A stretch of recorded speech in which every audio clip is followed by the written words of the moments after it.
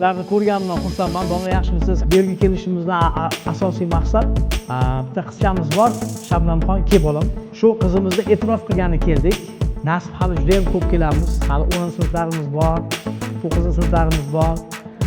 Shunga qizimizda qoyil qolgan tomonim bor. Harakat qildi o'qishga. Bu yerda bitta bizni markazimizda ta'siri yo'q. Bittasidan biling.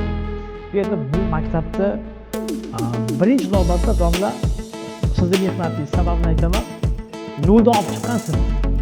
Men oldimga kelganda kitob o'qiydigan, tekst tarjima qiladigan, umumiy holati bor bo'lib kelgan.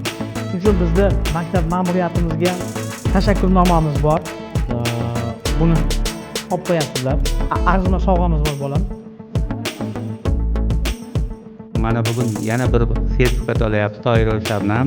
Bunday o'quvchilar juda ko'p. Men juda xursandman.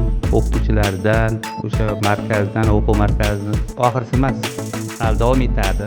Nasib bo'lsa ko'p o'quvchilarning 50% ko'p bo'lgan zamonda nasib hammasi o'qish kerak deb o'ylayman. Rahmat sizlarga.